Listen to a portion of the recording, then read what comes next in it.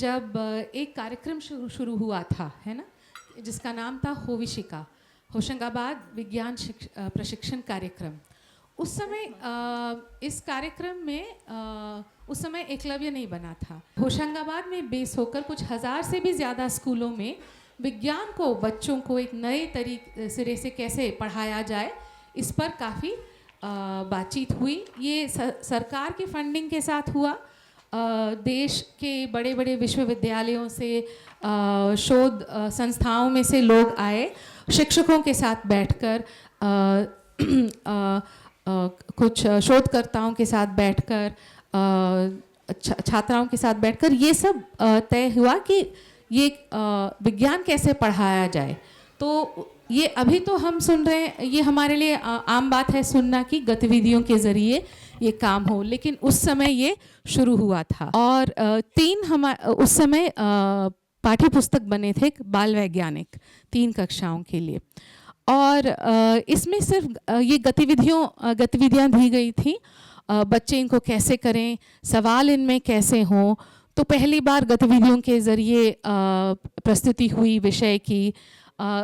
बच्चे खुद करें, आसपास की सामग्री उठाकर उनको कुछ करवाया जाए, कैसे आसानी से करवाया जाए, ये सब हुआ। और जब ये पाठ्यपुस्तक बने तो उस समय बहुत सारी चर्चा हुई कि ये पाठ्यपुस्तक बने कैसे। आमतौर पर पाठ्यपुस्तक जब बनता है तो थोड़ा बोरिंग सा बनता था। अगर कुछ ही बच्चे को दर्शाया जाता था, कोई प्रयोग है तो सिर्फ हाथ दिखते थे, है ना। तो फिर चर्चा हुई कि पूरे बच्चे एक गुट को दिखाया जाए, उसमें लड़कियां हो या नहीं, क्योंकि बहुत कम लड़कियां दिखती थी पाठ्यपुस्तक में। वो उनको कैसे दिखना चाहिए, सुंदर ही क्यों नहीं बनाए जाए, अलग अलग किस्म की लड़के लड़कियां क्यों नहीं दिखाए जाए, वो क्या पहनेंगे, उनके शरीर कैसे होंगे, है ना, उसमें कला कितनी होनी चाहिए। इन सब पर बहुत चर्चा हुई और ये पाठ्यपुस्तक बने। और फिर उसी दौरान काम होते होते 3 अन्य किताबें भी निकाली गई, एक गतिविधि की, माचिस की तीली जैसे, और विज्ञान क्या है और इतिहास क्या है। तब तक एकलव्य संस्था 1982 में 82 में बन चुकी थी इसी कार्यक्रम को संभालने के लिए। और उस दौरान जब संस्था बनी, हमने ख्याली एक व्यक्ति बनाया, सवाली राम करके। सवाली राम कोई नहीं था, लेकिन जिन स्कूलों में ये कार्यक्रम चल रहा था, बच्चों के पास तो हज़ारों सवाल थे ना हमेशा, और उनके सारे सवालों का जवाब कक्षा में नहीं दिया जा सकता था। तो उस समय हुआ कि कोई भी बच्चा, सवाली राम का एक पता था, कोई भी बच्चा सवाली राम को एक पोस्ट कार्ड भेज सकता था, और जैसे पोस्ट कार्ड की बाढ़ लग गई, है ना। और हमारी कोशिश थी उस समय कि हर सवाल का जवाब दिया जाए, या तो टीम में से किसी एकलव्य में से कोई ये जवाब दे, या कहीं और से कोई जवाब दे। आईआईटी के किसी प्रोफेसर तक को हमने पोस्ट कार्ड भेज दी कि भाई आप कोशिश कर लो, हमसे नहीं बनता।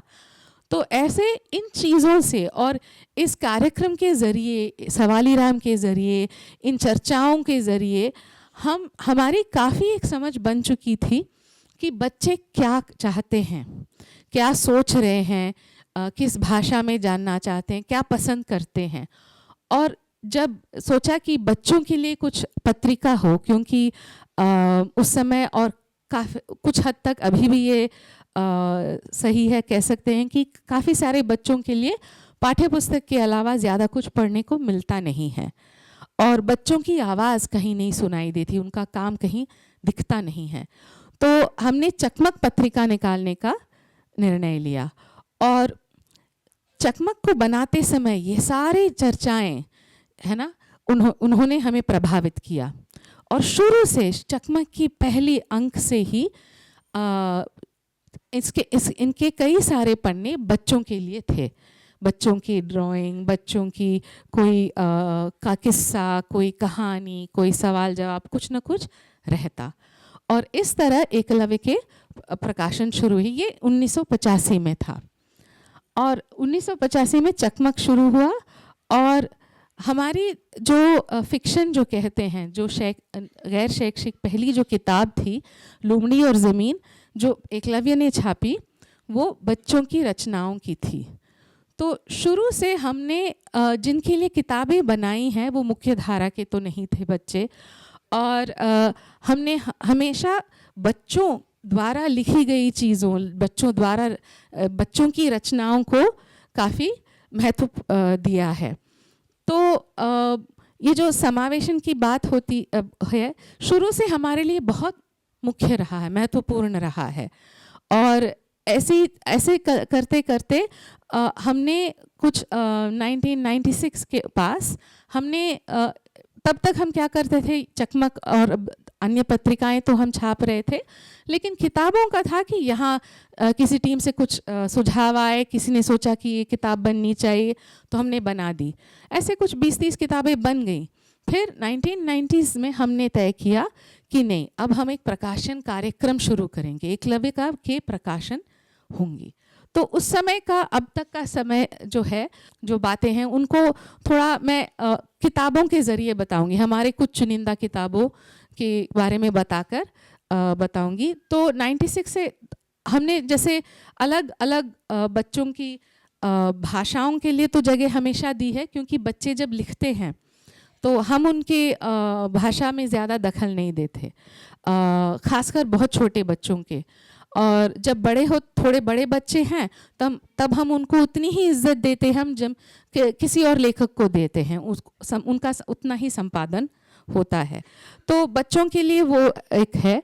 लेकिन जब हम बच्चों के लिए कहानी भी ले आए तो हमने हमेशा सोचा कि कहाँ की कहानियाँ ले आएँ, कैसे विविधता ले आएँ, हमारे जो इलाके हैं उनसे भी कहानियाँ आएँ और बाहर के भी इलाकों में से कहानियाँ हमारे बच्चों तक पहुँचे। तो ये जो नवायाना की भीमायन थी, है ना, उसको हमने हिंदी में ले आए। फिर ये मैं ढूंढ रहा हूँ, हिरोशिमा पर जब एटम बम गिरा तब ज़्यादातर सब कुछ नष्ट हो गया। कुछ बची कुची चीज़ें जो थी उनको एक म्यूज़ियम में रखा गया, और जब एक अमेरिकी वहाँ गया तो उसने उनको देखकर जापानी में कुछ कविताएं लिखी, उनका अनुवाद होकर एक किताब हमने बनाई। और फिर हमने यहाँ से भी अलग अलग, ज़्यादातर जो कहानियाँ आ रही थी हमारे इस इलाके आसपास से आ रही थी। हमने सोचा देश भर के जो कहानियाँ भी हमको ले आनी चाहिए, ऐसी जगह से जिनकी आवाज़ यहाँ तक नहीं पहुँचती है ना। तो बम्बू लद्दाख में एक कहानी है, एक गधे की कहानी है। पीपल एंड वाइल्ड लाइफ, वन्य जीव, ये देश के अलग अलग जगहों में से लोगों के अनुभव पर आधारित वन्य जीव की कहानियाँ हैं, से जुड़ी कहानियाँ। अरुणाचल के सारस भी एक कहानी है। ये सब हमने कल्पवृक्ष संस्था के साथ मिलकर, ये उनकी कहानियाँ हैं, हमने इनको हिंदी में छापी हैं। रूखी सूखी, तो इस किताब को बनने में कुछ 10-12 साल लगे, और ये इसलिए क्योंकि ये एक ऐसी कहानी है जो सूखा जब पड़ा था, है ना, कि मध्य प्रदेश के एक इलाके में, तो वहाँ के एक आदिवासी गांव में जो अनुभव रहा उन लोगों का, उसको हम कुछ दर्ज करना चाह रहे थे। लेकिन उसके लिए हम चाह रहे थे कि कोई वहाँ जाकर रहे, उन लोगों के साथ, उन बच्चों के साथ, उस स्कूल में जाकर समय बिताए और फिर वो किताब निकले। तो जब तक उस तैयारी के साथ कोई आया नहीं या हमें कोई मिला नहीं, हमने ये किताब नहीं बनाई। अदृश्य लोग, हर्षमंदिर की कहानियाँ, जो एक ऐसे विषय पर है जो हमारे कई सारे परिवार जो हैं, समुदाय के नहीं लेकिन कई सारे समुदाय के जो लोग जो हैं पुलिस में फंस जाते हैं, है ना, और अंडर ट्रायल्स करके रह जाते हैं, और उनकी कहानियाँ इसमें हैं। कई लोग निर्दोष हैं, ट्रायल तक पहुँचते ही नहीं है तो निर्दोषी माना जाता है, और उनकी कहानियाँ इसमें है। तो इसको हम हिंदी में ले आए हैं, ये अंग्रेज़ी में थी। ये जो है, ये हमने हैदराबाद में स्थित अन्वेषी के बारे में शायद आपने सुना होगा। तो इन्होंने एक सेट निकाली थी किताबों की कॉल्ड डिफरेंट टेल्स, है ना, और ये अलग अलग भाषाओं में थी, तेलुगु में, मलयालम में, और फिर इनको अंग्रेज़ी में किया गया और हमने इनको अब अंग्रेज़ी और हिंदी में निकाल रहे हैं। और इसमें एक जो किताब है सिरका सालन। अब हम सब जानते हैं सिरका सालन का मतलब क्या है, लेकिन इसके बारे में आप कहीं सुनेंगे क्या?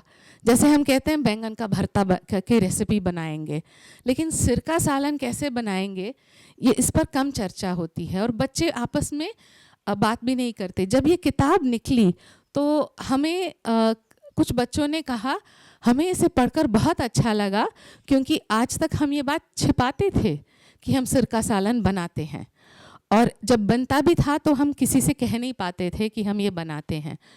और उसी तरह हमको उन वर्गों से भी फीडबैक मिला कि आपकी हिम्मत कैसे हुई इस किताब को छापने की, है ना। तो उससे हमें लगा कि हमारा काम सही चल रहा है। ऐसी कुछ कहानियां हैं। ये द सैकक्लॉथ मैन, ये जयश्री कळतिल की कहानी है, मलयालम में थी। एक ऐसे आदमी के बारे में जिसे अगर आप किसी समाज में किसी से पूछें तो उसको पागल ही कहेंगे एकदम से, है ना। हर इलाके में, हर मोहल्ले में वो ऐसे कोई व्यक्ति आपको मिल जाएगा ना, जो इधर से उधर घूमता है, सड़कों पर ही सोते हैं, कोई दे देता है खाना तो खा लेते हैं।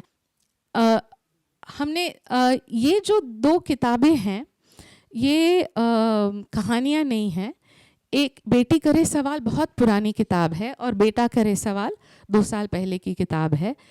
इसमें अपने शरीर में बदलावों को लेकर जो किशोरों के सवाल होते हैं और जो होता है उसके बारे में कुछ जवाब जो हैं वो दर्ज हैं। और ये दोनों किताबें किशोरों के साथ कई कार्यशालाओं के साथ करने के बाद बनी हैं, है ना। तो और इनको भी बच्चों ने, टीचर्स ने बहुत पसंद किया है, क्योंकि एक ज़रिया है जिसके साथ आप जिसको लेकर आप बच्चों के साथ बातचीत कर सकते हैं, और उनमें बच्चों के ही किस्से हैं और बच्चे ही बोल रहे हैं कि जब बच्चे 20 सवाल पूछते हैं तो वो सवाल सही रहते हैं। हालांकि जब हम सोचते हैं कि बच्चों के ये सवाल होंगे, वो बहुत ही कम और अलग हो जाते हैं।